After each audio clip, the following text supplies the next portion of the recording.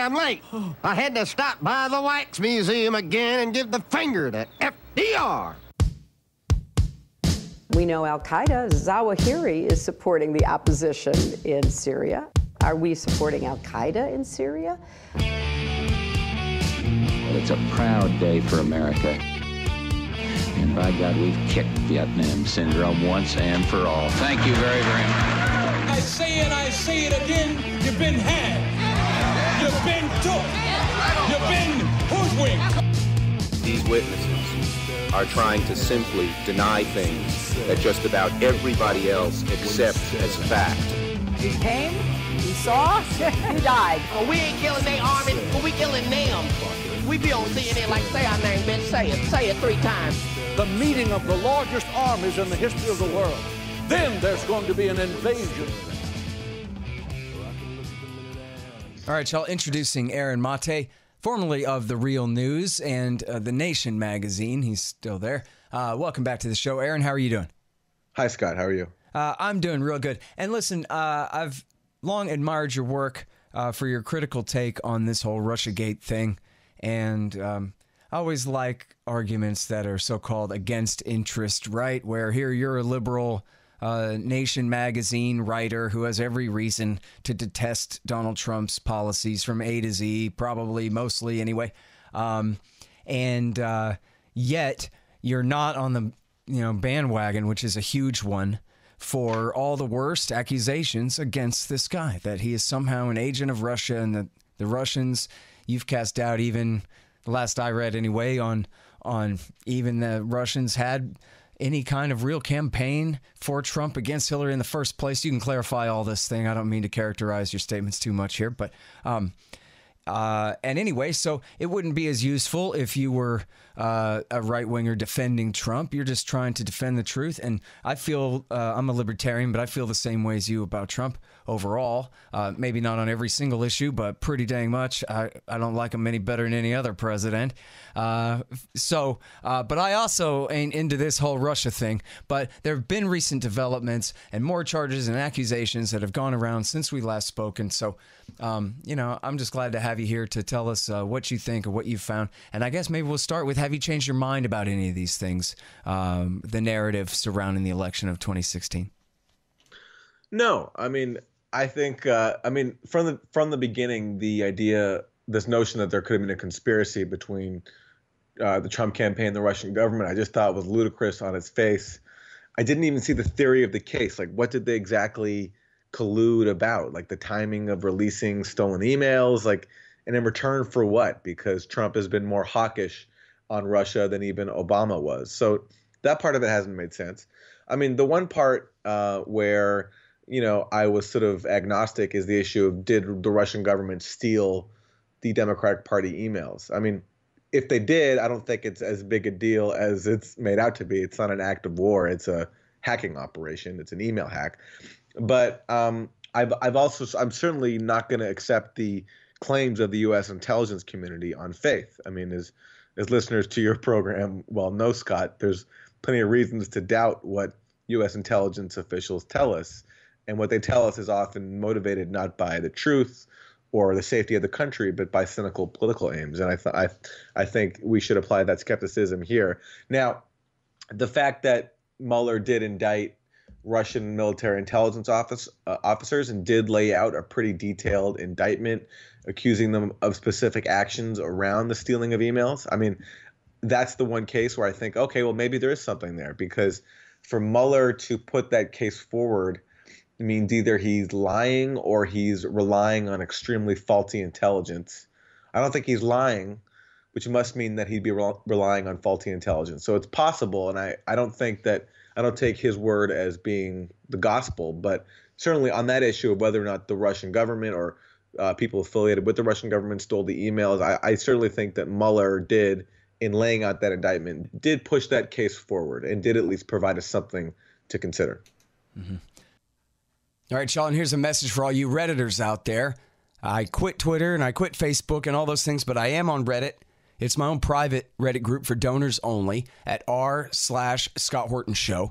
And we've got this great new project going on. Car Campit is organizing it, and we're crowdsourcing and having the listeners are going back through the old interviews, taking notes toward the writing of my new book. We got a great system set up, and you can check out all about that if you want to participate in that. Those of you who've already signed up for the Reddit group, or those of you who wish to do so, check us out at /r/Scott Horton Show. Well, and you know, the whole question of the emails there is so prejudiced that it's supposedly, I guess it should be, not to me, but to everyone else, it's beyond the pale to say that, you know, without the Manning-like motives, the leak itself, the leaks, were Manning-like in their revelations of things that the American people have the right to know. They weren't talking about, you know, Hillary's always hated her aunt and all these kinds of personal things that are nobody's business. It was, you know, her business as the Secretary of State. And it was, you know, really dirty inside dirt inside her campaign from the Podesta leak there about, you know, Donna Brazile cheating in the debate and the Pied Piper strategy of let's ask our liberal media friends to promote Trump because he'll be the easiest to beat in the fall and all this kind of stuff. I mean, this is the kind of thing where regardless of the source, from a purely journalistic or media consumer point of view, American citizen point of view, this is great stuff that we absolutely have the right to know. Now, that supposedly somehow ranks me among, you know, dupes of the Russians or that kind of thing. But there's another example, right? When the Russians posted their intercepted phone call of Victoria Nuland and Gregory Pyatt helping, you know, conspiring and talking about their plans to help overthrow the government of Ukraine in 2014. Presumably that was the Russians, but great leak, Putin. I don't care. Why am I supposed to care that it was the Russians who leaked that thing? It's our fault that we didn't take advantage of that leak in order to stop that coup before it was too late. Look at the consequences. Thousands killed in the war in Ukraine since then. It's just another, you know, side point.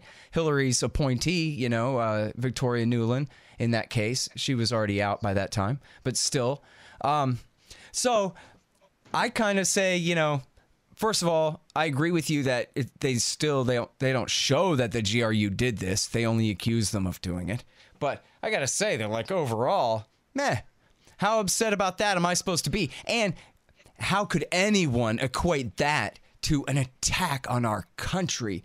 And then sometimes, like Pearl Harbor or September 11th, an act of war by H-bomb armed Russia, when all you're talking about is leaking. You know what I mean? It gets a little carried. They get a little carried away with some of this stuff.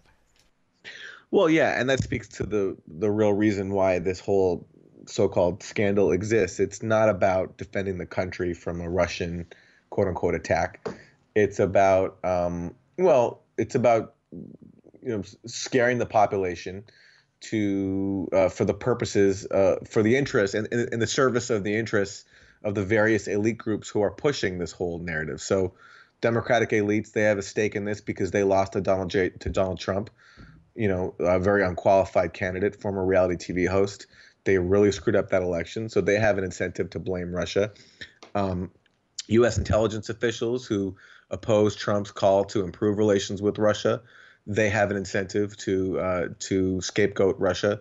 The whole military-industrial complex, which thrives off of tensions with Russia, they have a buy-in too, because if the population can be kept scared of this massive Russian threat, then it justifies their existence, justifies their jobs, the contracts they get for the military, their think tanks, their huge studies that they get to study Russian propaganda. Like we just got recently from the Senate, these 2 reports accusing Russian social media operations of doing things like suppressing the black vote. One of the most condescending and ridiculous things I've heard so far in this whole scandal, this idea that these like stupid Russian clickbait memes could have changed the mind of a single black voter, given all the very real issues out there and just given anyone's basic intelligence. It's just like it's so condescending. Like I saw David Axelrod say that, you know, wondering if the Russian effort made the difference in Wisconsin and Michigan because he noted that minority turnout there was at a 20-year low. Well, would David Axelrod say that his vote could have possibly been swayed by looking at a stupid clickbait post on Instagram? And if he wouldn't say that those dumb posts could influence his vote, then what is he saying about all those quote unquote minority voters who he's suggesting were swayed by the Russians? I mean, so the whole thing is a joke, and the whole thing exists because it serves the interests of elites who have every reason to try to distract us with so far has been a really underwhelming scandal. Right. And, of course, the black vote on coming down from Barack Obama, the first black president who gave them something to believe in back in 2008 and who they're certainly willing to go along with still in 2012. I don't think that was a fair base standard to measure their turnout for Hillary Clinton.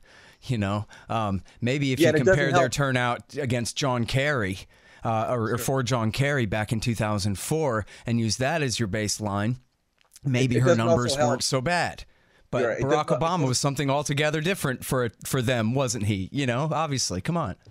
It doesn't also help that Hillary Clinton referred to African-American teenagers as super predators, that Bill Clinton totally dog whistled back when he was a candidate, executing a mentally ill black man in Arkansas, dissing Sister Souljah, the rapper, signing the crime bill, overseeing an expansion of imprisoning African Americans disproportionately, gutting welfare reform. I mean, on and on and on. I mean, these people have a horrible record, and now they're going to go and try to blame clickbait Russian Instagram posts. I mean, it's really the whole thing is laughable, and that's why it's amazing 2 years in we're still taking this whole issue seriously, and that includes the issue of collusion. You know, this.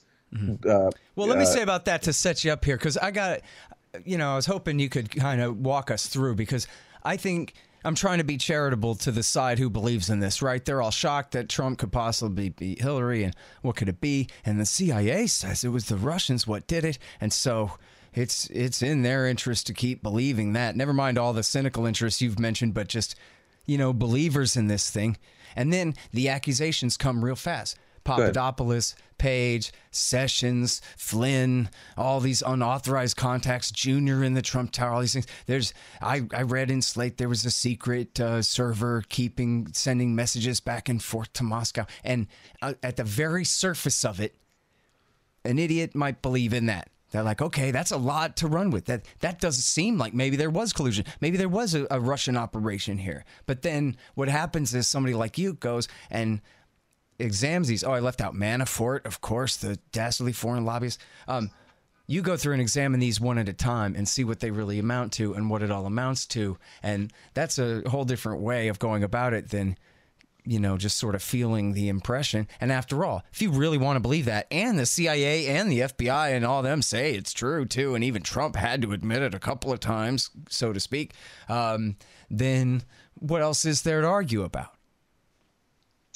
That's right. So on the surface, you might look at all these things and the fact that we're just bombarded constantly with reporting, leaks, developments that all, any attempt that can point someone in the Trump circle to someone with a Russian passport is treated as big news. But if you look at exactly the cases individually, they all collapse under scrutiny. Unfortunately, they've been pushed by credulous liberals, of which, by the way, Scott, I'm not a liberal. I'm a progressive. There's a big difference.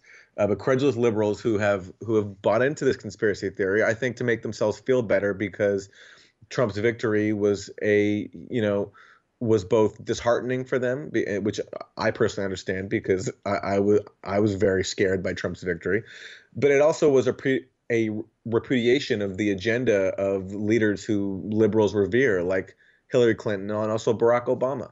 And so the way to deal with it has been, I think, partly to buy into this comforting conspiracy theory that Trump got in because of the Russians and that Saint Robert Mueller is going to figure it all out and end our nightmare. But that's just not how reality works. Reality works with reality. And the facts show in all these cases that there's just nothing there. I mean, we can talk about whichever one you want. There's so many, and all of them collapse under scrutiny. All right. Well, I mean, I don't know. pick your favorite ones, the ones that really stick out. I mean, Page is really important. I mean, did he really cut a deal to get a $20 billion profit off of an oil company sale or something like that? Yeah, so Carter Page. Sorry, I didn't mean to be too silly. And I'm sorry I called people idiots. I shouldn't get so bent out of shape about this. Go ahead. Carter Page, I think by the time he went to Russia, he wasn't even with the Trump campaign anymore. I have to look that up, but I'm pretty sure in July 2016, he was already not even working with Trump. But anyway, whether he was or not, he was a low-level campaign volunteer aide advisor, went to Russia, gave a speech, met with some Russians. It was reported in the media, and then it turns up in the Steele dossier that Carter Page discussed, exactly as you say, some sort of deal in which he would broker the U.S. to lift sanctions on Russia. In return, he'd get like an $18 billion stake in the Russian oil company. I mean, the whole thing is a joke. And of course, and then the funniest part about that is that a few months later, the FBI takes that dossier, goes to a FISA court, and says that we have reason to believe that Page is coordinating contacts between the Trump campaign and Russia, and their top source is the Steele dossier. And that's what they used to get a FISA warrant on Carter Page. Carter Page, by the way, who had previously assisted the FBI in getting some Russians convicted and deported, some Russians who were accused of espionage and who had tried to recruit him. Page testified for the FBI. So that's why when Page was named to Trump's campaign, that's why they got the FBI's attention. But it didn't clue into James Comey and his circle that, oh, Carter Page helped us get these Russians out of the country. Now he joins the Trump campaign, and because he had expressed views, favorable to Russian policies, and because he had some ties to Russia, all of a sudden that was deemed worthy of suspicion. I mean, it's a joke. I mean, look at the incident. Look at the predicate for the entire Trump-Russia investigation. It's been resolved. George Papadopoulos, another campaign volunteer. Word gets to the FBI that he was told, or possibly told, about the Russians having Hillary Clinton's emails before they were publicly released. And the word is that he was told this by a London-based professor who claimed to have contacts with the Russian government. So if that were true, that Papadopoulos was told about the emails before they came out, that would mean that the Trump campaign might have known about them, and that they might have heard about them if this professor, Joseph Massoud, was in fact connected to the Russian government, that they might have heard about them from the Russian government, right? So, okay. So they investigated that in July 2016. That's the founding incident of the whole Trump-Russia investigation. That's the investigation that Mueller has inherited. But it's been resolved. I mean, we know the result there. We know that it turns out that Papadopoulos was speaking to this guy, Joseph Massoud, but it turns out Massoud has no connections to the Russian government, as far as we know. The suspicion actually is that he's tied to Western intelligence. The FBI itself interviewed Massoud in February 2017 after they spoke to Papadopoulos. So Massoud was in Washington, D.C. Curiously enough, he was speaking at a State Department conference. And the FBI talked to him then and let him go. And they haven't indicted him for anything or accused him of having any Russia ties. All they say is that Papadopoulos himself thought that Massoud had Russian ties. But that's just what Papadopoulos thought. And there's no evidence that Papadopoulos even told anybody on the campaign about what he had heard. And what he probably heard, if Massoud even told him this, there's some debate about it, was Massoud was basically going off a public talking point at that time, which was about Hillary Clinton's State Department emails.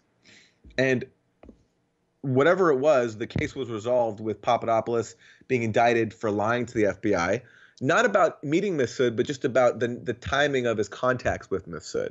And Papadopoulos spent 12 days in jail. So what does it tell you that the founding case, the inciting incident of the entire Trump-Russia investigation ends up with nothing on collusion?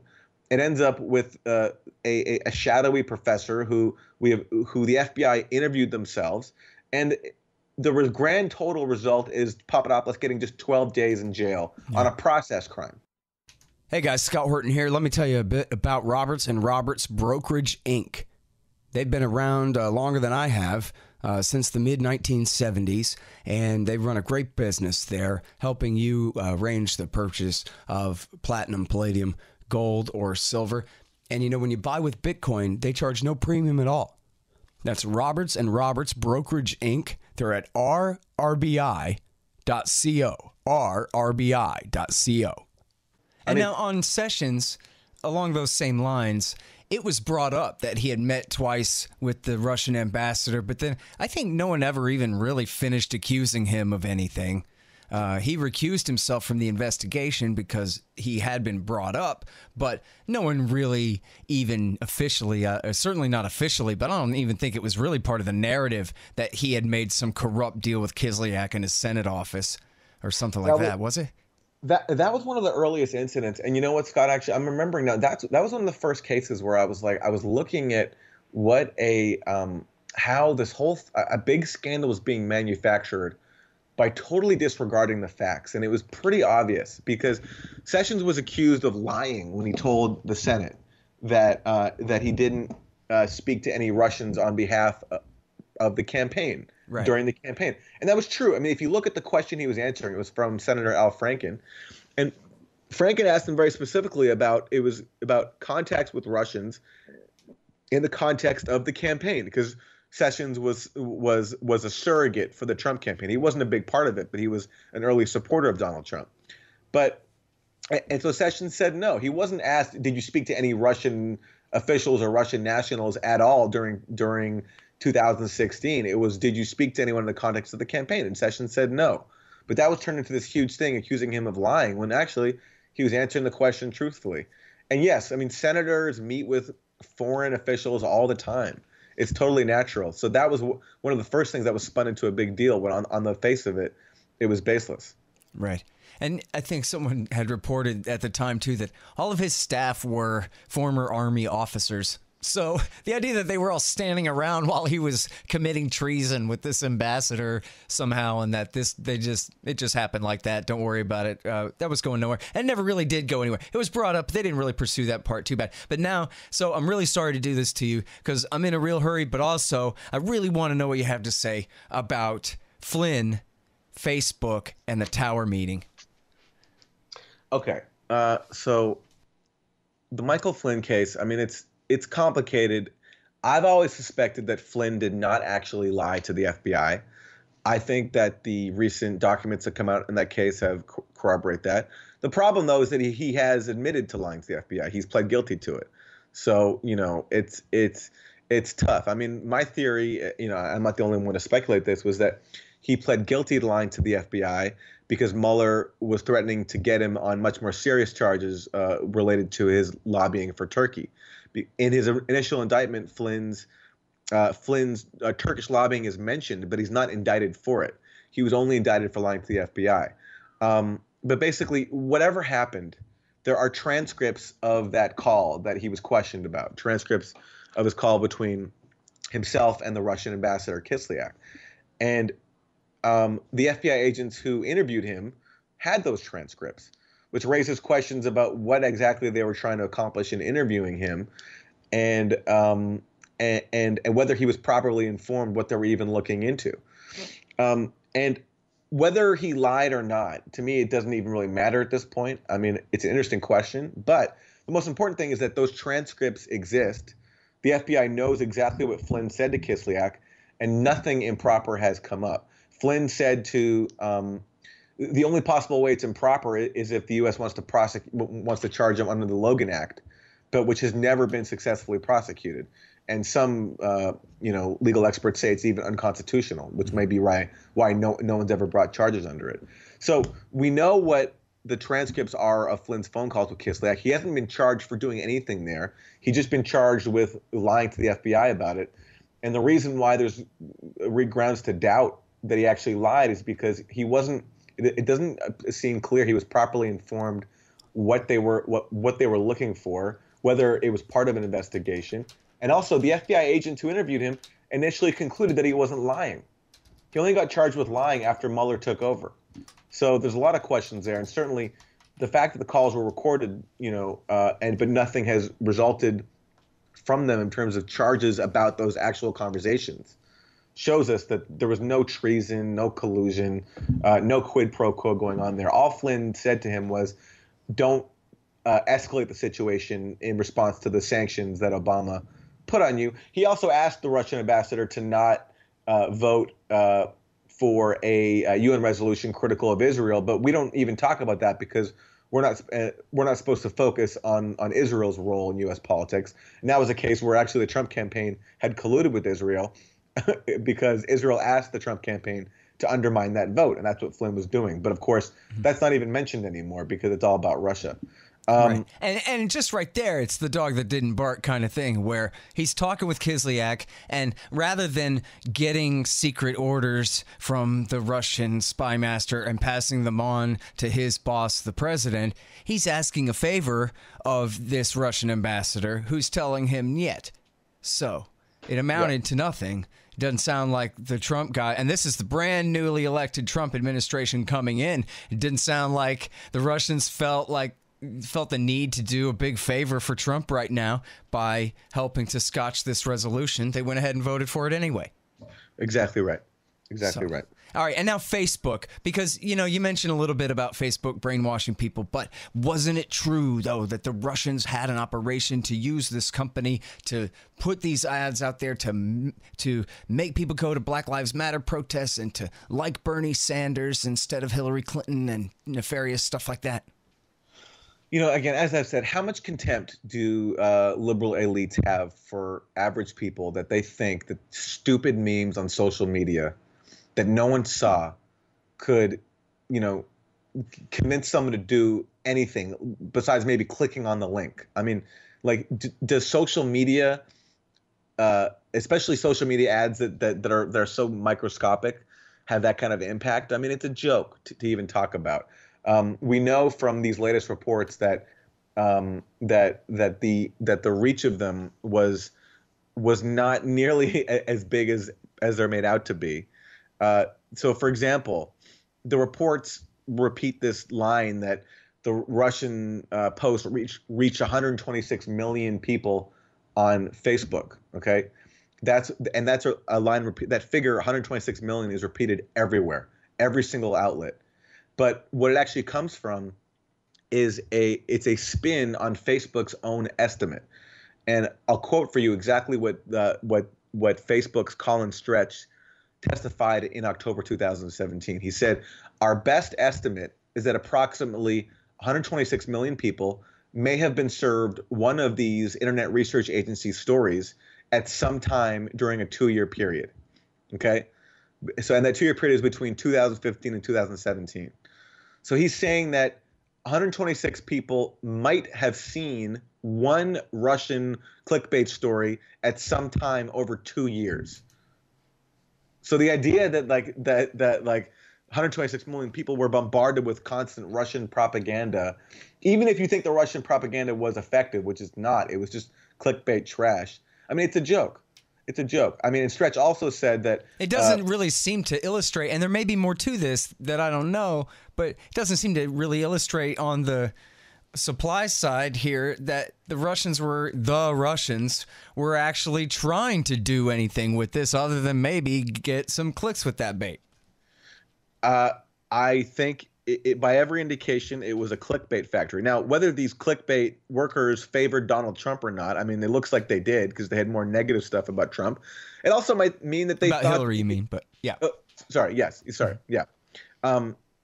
Hillary. But it also might mean that they just thought that they could target right-leaning audiences more and get more clicks from that.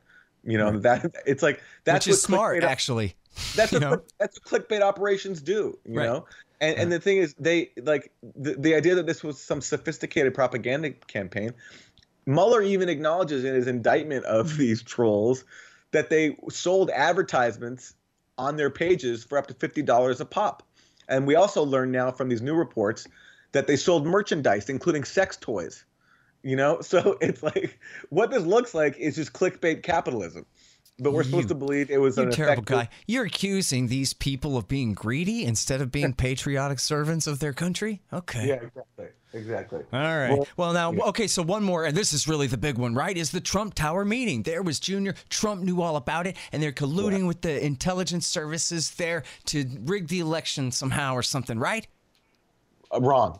Wrong. At least I mean, unless all of the available facts on it are complete lies, then wrong.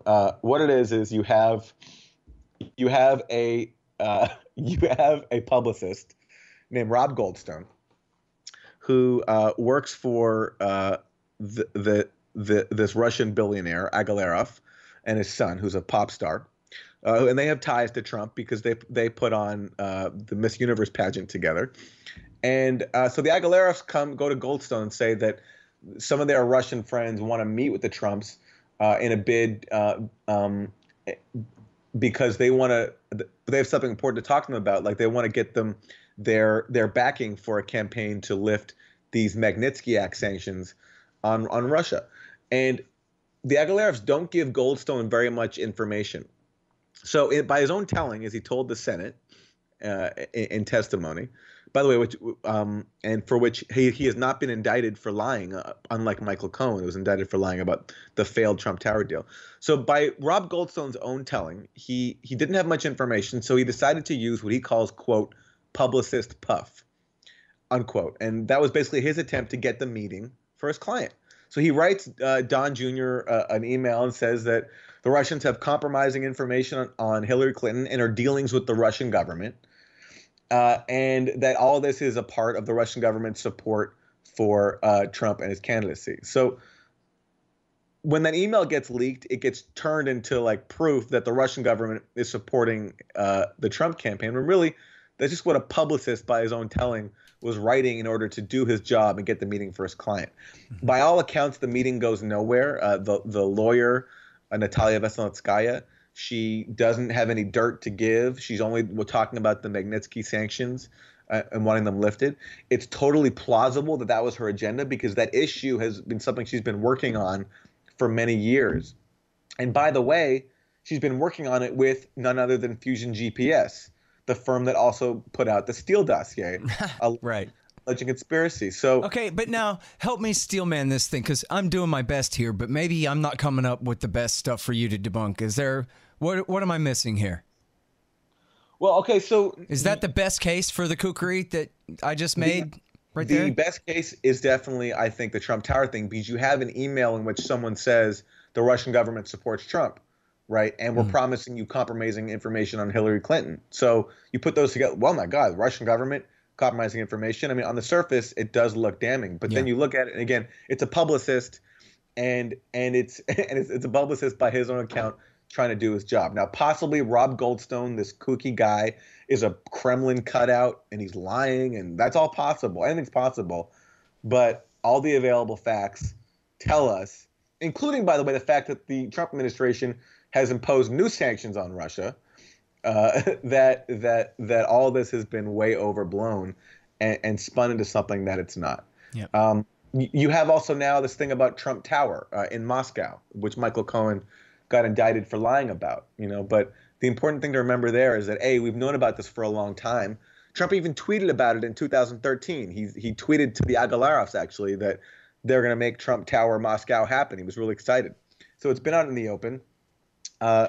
Don Jr. and Michael Cohen testified to Congress a while ago that Donald Trump signed a letter of intent. So this notion that the Trump campaign has been covering this up is false. Michael Cohen did lie about it to Congress, but he didn't deny it fully. He just didn't reveal the full story.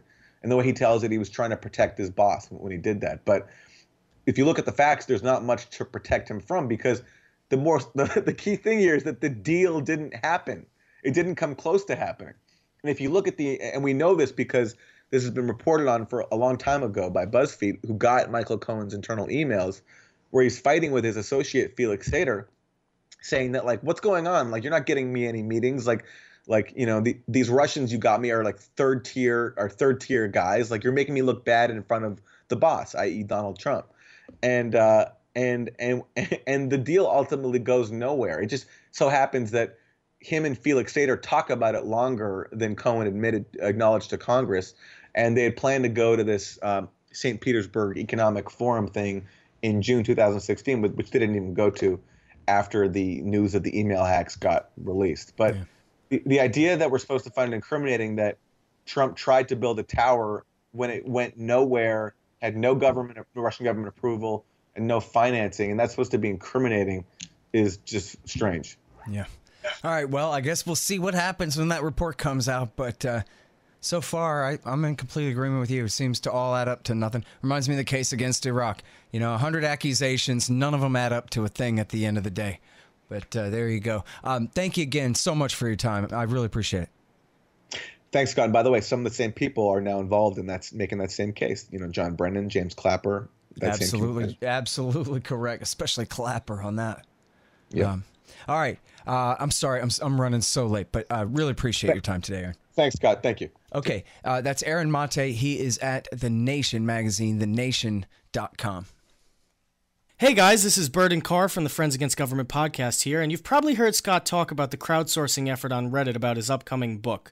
All you got to do to get in is to donate $5 a month to Scott's Patreon and request to join the private Reddit group.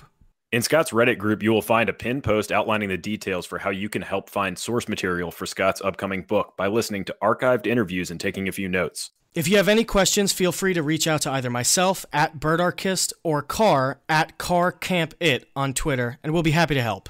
We look forward to seeing you in there. All right, y'all. Thanks. Find me at libertarianinstitute.org, at scotthorton.org, antiwar.com, and reddit.com/Scott Horton Show. Oh, yeah, and read my book, Fool's Errand, Time to End the War in Afghanistan, at foolserrand.us.